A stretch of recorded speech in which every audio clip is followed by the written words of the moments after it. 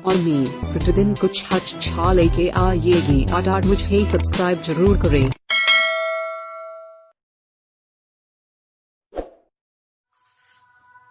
Exercise 11.1 का question number 8 दिया गया है। X square plus Y square minus 8x plus 10y minus 12 equal 0 से हमें वृत्त के केंद्र और त्रिज्या निकालना है। वृत्त के केंद्र और त्रिज्या निकालना है। तो जैसा कि क्वेश्चन नंबर 7 हम दिया गया है, हम मानेंगे माना वृत्त का केंद्र जो है h, k हम मानते हैं और त्रिज्या r मानते हैं। वृत्त का समीकरण एक फॉर्मूला होता है। वृत्त का समीकरण क्या होता है? x माइनस एच का whole square plus Y minus K का whole square equal R square. इसको जब हम होल स्क्वायर को ओपन करेंगे तो क्या होगा? a का स्क्वायर प्लस b का स्क्वायर माइनस 2ab। इसी प्रकार इसको ओपन करेंगे, a का स्क्वायर b का स्क्वायर माइनस 2y के वाई लिख दो चाहे बाई के लिख दो इक्वल आर स्क्वायर। अब इससे हम एक्स स्क्वायर और बाई स्क्वायर को राइट कर दिया, फिर माइनस के 2hx राइट कर दिए, माइनस के 2ky। अब हमारा बचा क्या है? H square. तो इसे हम साइड में राइट करेंगे, एच स्क्वायर फिर के स्क्वायर, और इस आर स्क्वायर को हम इस तरफ ले आएंगे तो क्या होगा? माइनस का आर स्क्वायर इक्वल 0। ये हमारे इक्वेशन फर्स्ट डाल दी। अब हमें एक वृत्त का समीकरण दिया गया है।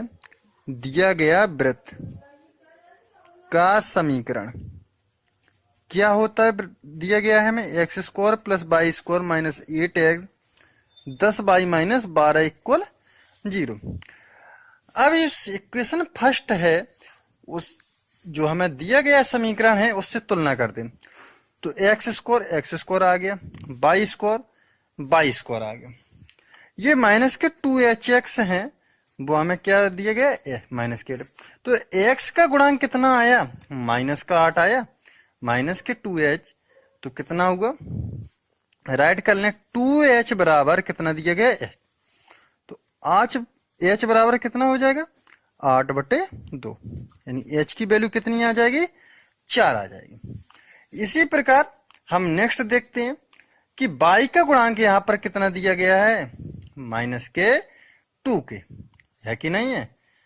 तो इसी प्रकार हम k की वैल्यू निकालेंगे, तो माइनस 2k इक्वल कितना हो जाएगा?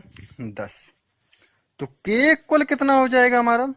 10/-2, यानी कि माइनस के 5। तो k इक्वल कितना निकल आया? 5।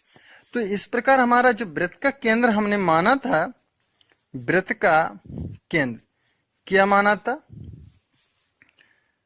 h, k, यही तो माना था।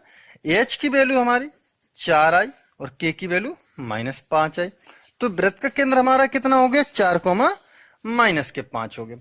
अब हम आर स्क्वायर निकालेंगे, तो यहां पर देखेंगे H plus K square minus R square. H square plus K square minus R square किसके बराबर दिया गया है?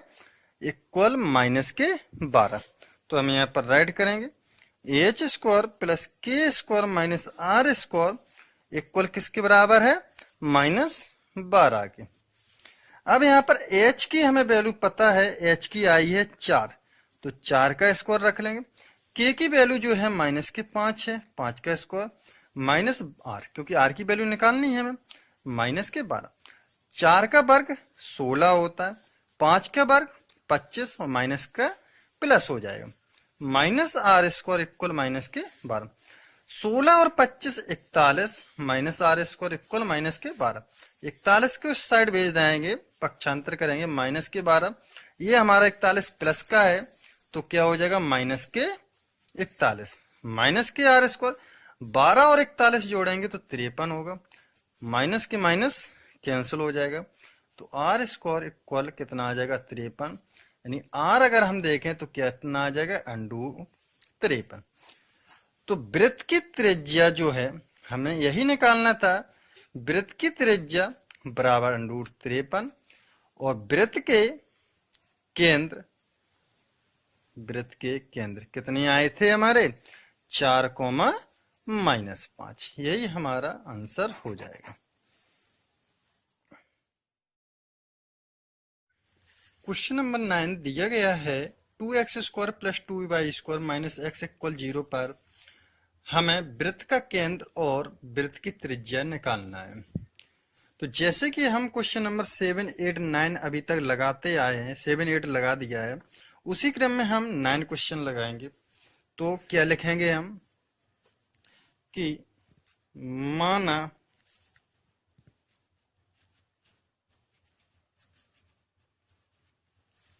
वृत्त का केंद्र के मान लेंगे h, k और त्रिज्या के मान लेंगे हम, त्रिज्या बराबर r है। वृत्त के समीकरण का फॉर्मूला होता है, वृत्त का समीकरण होता है, फॉर्मूला ही है x - h का स्क्वायर प्लस y - k का whole square equal r²। x - h का होल स्क्वायर ओपन करेंगे तो होगा x² + h² - 2hx। इसी प्रकार इसका ओपन करेंगे y² + k² - 2ky equal r²। इसे हम बदल लेंगे, x² y², ठीक है, x² + y² रख लिए, -2hx रख लेंगे, -2ky इक्वल, अब क्या बच्चा, h² r² r² यहां पर रखेंगे तो -r² इक्वल 0 हो जाएगा। ठीक, इसे हमने बनाया। अब हमें समीकरण कौन सा दिया गया था, दिया हुआ वृत्त का समीकरण क्या दिया गया था, 2x² 2y² x = 0। तो सबसे पहले हम इसे, जो वृत्त का समीकरण दिया गया था, उससे किस रूप में बनाएंगे, x² y² के रूप में।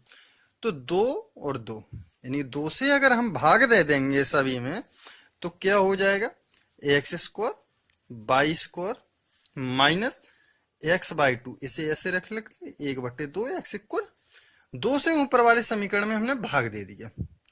ठीक, ये बना। अब हम क्या करेंगे, ये से समीकरण हम 1 डाल लेते, इससे समीकरण 2 डाल लेते।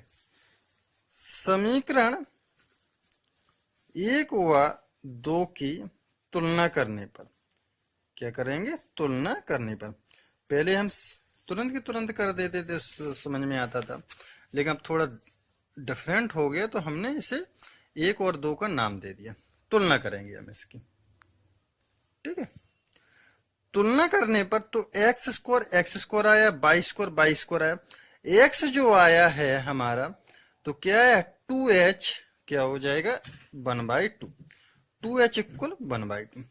तो 2 को हम इस तरफ भेजेंगे, पक्षांतर करेंगे तो क्या हो जाएगा, 1/2 × 2 = 1/4। तो h की वैल्यू जो हमें फाइंड हुई है वो 1/4 हुई है।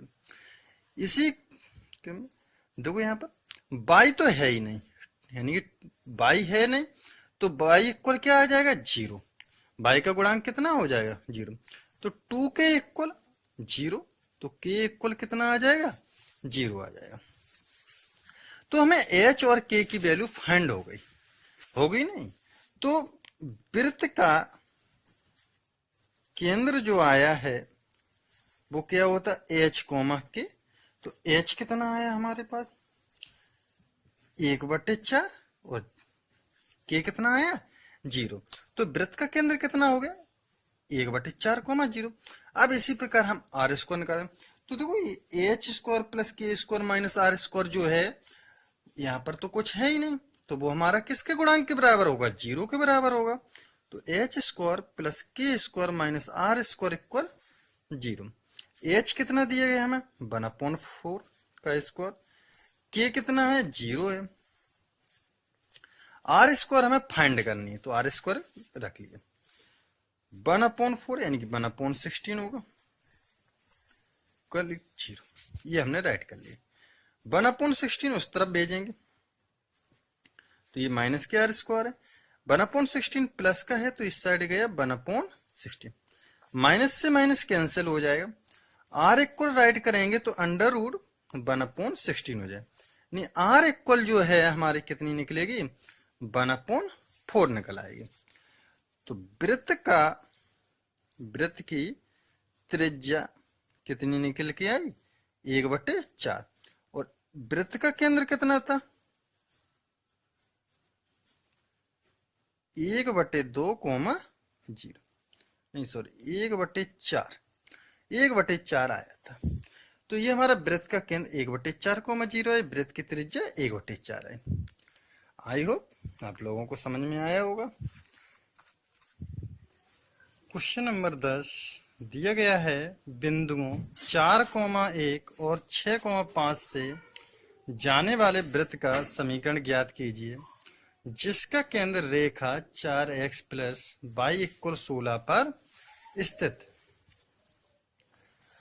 माना एक कोई वृत्त है, एक हम वृत्त बना लेते हैं, एक हमारा वृत्त बन गया। अब क्या कह रहा है बिंदुओं 4,1, कहीं पे भी हमारा एक कोई बिंदु 4,1 स्थित है, ठीक है, और 6,5 स्थित है। यहां पर हम 6,5 मान लेते हैं। से जाने वाले वृत्त का समीकरण ज्ञात कीजिए। एक हमें वृत्त का समीकरण ज्ञात करना है जिसका केंद्र, जो केंद्र है यहां पर, ये केंद्र जो है वो हमारा दिया गया है कि 4x + y = 16 पर। कहां पर स्थित है 4x + y = 16 पर स्थित है। इस वृत्त के केंद्र हमने मान लिया -g, -f, ठीक है। अब जैसे कि हम अभी तक क्वेश्चन लगाते आए हैं तो हम एक वृत्त का समीकरण लिखते थे। कौन सा लिखते थे वृत्त का समीकरण? x² + y² + 2gx + 2fy + c = 0, ये वृत्त का समीकरण होता है, ठीक है। अब यह बिंदु 4,1 से होकर जाता है, लिखा है 4,1 से होकर जाता है। तो यहां पर जो है हमारा x का मान 4 है और y का मान 1 है। तो इस समीकरण में, ये समीकरण जो हम इसे फर्स्ट मान लेते हैं, इस समीकरण में हम x और y के मान रख देते हैं। तो क्या होगा, x की जगह पे 4 रख दिया, y की जगह पे 1 रख दिया, प्लस 2g, क्या रखेंगे 2g, और x है, x की जगह पे कितना रखना है 4, 2f y की जगह पे रखना है 1 + c = 0। इससे हमें क्या फाइंड होगा, 4 का वर्ग 16 होता है, 1 का वर्ग 1 होता है, 4 दूनी 8, g हो जाएगा, 2 एकम 2, 2f + c = 0। 16 और 1 17, क्या हो जाएगा 17। 17 को उस साइड भेज देते हैं तो एक हमें समीकरण फाइंड हो जाएगा 8g 2f + c, 16 1 17 माइनस के 17। समीकरण 1 बना चुके थे, इसे समीकरण 2 का नाम दे देते हैं, ठीक है। इसी प्रकार अब हमने 4,1 बिंदु से एक ये समीकरण फाइंड हो गया। इसी प्रकार एक 6,5 बिंदु दिया गया था, तो राइट करेंगे बिंदु 6,5 से भी होकर जाता है। क्या ये वृत्त जाता है, किन जाता है 4,1 से जाता है, 6,5 से जाता है। जब इससे होकर जाता है तब हम ये जो समीकरण था वृत्त का समीकरण हमें दिया जाता है, तो इसमें हम 6,5 यानी कि x की जगह पे 6 रख देंगे, y की जगह पे 5 रख देंगे, 6 का स्क्वायर प्लस 5 का स्क्वायर, बाई की जगह पे 5 रख रहे हैं। 2g x है तो x की जगह पे 6, 2f बाई की जगह पे प्लस c इक्वल 6 का स्क्वायर 36, 5 का स्क्वायर 25, 6 दूनी 12g, 5 दूनी 10f प्लस c इक्वल 0। 36 और 25 कितना होता है? 61 होते हैं, होते कि नहीं होते? 12g 10f plus c equal 0। 61 को उस तरफ भेज दो तो एक फिर से हमें एक समीकरण प्राप्त हो जाएगा। 12g 10f c equal minus के 61। इसे हम समीकरण 3 मान लेते हैं। ठीक है, अब हमने एक यहां पर बिंदु माने थे जो कि हमारा जो वृत्त है, वृत्त के केंद्र के बिंदु माइनस जी कोमा माइनस एफ है। तो ये माइनस जी कोमा माइनस एफ कहां पर है? ये रेखा जो है वृत्त का केंद्र से ही तो होकर गुजरती है। तो इसमें इस समीकरण में हम माइनस जी और माइनस एफ रख देंगे एक्स की जगह पे। तो क्या लिखेंगे? वृत्त का केंद्र माना हमने, क्या माना? माइनस जी कोमा माइनस एफ, रेखा 4x प्लस वाई इक्वल 16 पर स्थित, क्योंकि रेखा उसी से वृत्त के केंद्र पर स्थित है। तो ये -4g कोमा माइनस बी स्थित है वहां पर। तो हम देखेंगे माइनस 4f, x की जगह पे हम माइनस की g रखेंगे तो क्या हो जाएगा? माइनस के 4f माइनस एफ इक्वल 16। ये हमें एक समीकरण मिला। हम माइनस का इसमें इंटू कर देंगे तो 4g एफ इक्वल माइनस 16। ये समीकरण हमें 3 फाइंड हो चुके थे, समीकरण 4 हो जाएगा। हो गया कि नहीं हो जाएगा? अब हमें समीकरण यहां से देखो, पहला, दूसरा, तीसरा और चौथा। अब ये हम सेकंड और थर्ड समीकरण को लेते हैं। तो क्या करेंगे हम? समीकरण 3 में से 2 को घटाने पर, 3 में से 2 को घटा देंगे तो समीकरण 3 कौन सा है? 12g 10 है इक्वल माइनस के 61। सेकंड है 8g plus 2f plus c equal minus 17। इनको घटा रहे हैं तो ये माइनस का हो जाएगा, ये भी माइनस का, ये भी माइनस का, ये प्लस का हो जाएगा। ठीक है, तब हमारा ये c से c को कैंसिल हो जाएगा। हो जाएगा कि नहीं हो जाएगा? 12 में से 8 को सब्सट्रैक्ट करेंगे तो 4g बचेगा, 10 में से 2 8f, 61 में से 17 को 11 में 7 गए 4, 6 2 4, काय के बचेंगे? माइनस के। होगा कि नहीं होगा? अब यहां पर देखो 4g plus 8f equal minus के 44। यहां से हम 4 का डिवाइड दे देते हैं तो एक फाइंड होगा हमें g plus 2f equal minus 11। इसे समीकरण नाम दे देते हैं 5। g plus 2f equal minus के 11।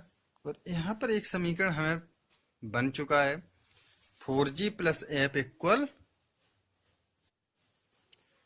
समीकरण 5। अब ये समीकरण 4 देखो, 4g f में ये भी है और g और 2f ये। तो समीकरण 4 में हम 2 का गुणा कर देते हैं। समीकरण 4 में 2 का गुणा करने पर, समीकरण 4 में 2 का गुणा करेंगे तो ये क्या होगा? 8g 2f इक्वल माइनस के 32। समीकरण 4। अब ये समीकरण 2f के गुणांक इक्वल होगा, f के गुणांक इक्वल होगा, तो ये हम कैंसिल कर सकते हैं। तो 6 में से 5 को नेक्स्ट पेज, समीकरण 6 में से 5 को घटाने पर, 6 में से 5 को जब हम घटाएंगे तो समीकरण 6 हम यहीं पे राइट कर लेते हैं। कितना है 8g 2f इक्वल माइनस के 32, और ये है 5g plus 2f equal minus के 11, माइनस माइनस और ये प्लस हो जाएगा। ये हमारे कैंसिल हो गए, 2f से 2f, 8g में से 1g घटाएंगे तो 7g बचेगा, 32 में से 11 को घटाएंगे, 2 में से 1 गए 1, 3 में से 1 गए 2, माइनस, तो g इक्वल क्या आ गया -21/7, 7 तिया 21, कितना आ जाएगा g इक्वल माइनस के 3। इसी प्रकार हम g की वैल्यू के बाद f की वैल्यू निकाल लेंगे। f की वैल्यू कोई भी एक समीकरण में रख देंगे, ठीक है। समीकरण 5 में g इक्वल -3 रखने पर तो क्या हो जाएगा हमारा -3 प्लस 2f इक्वल माइनस के 11, -3 को उस तरफ भेजेंगे, 2f इक्वल -11 प्लस के 3, 2f 11 में से 3 को घटाएंगे माइनस की 8 बचेगा, f इक्वल -8/2 इक्वल -4। f की वैल्यू जो है हमारी -4 है। अब f की वैल्यू आ गई, g की वैल्यू आ गई, तो समीकरण 4 में f इक्वल -4 रखने पर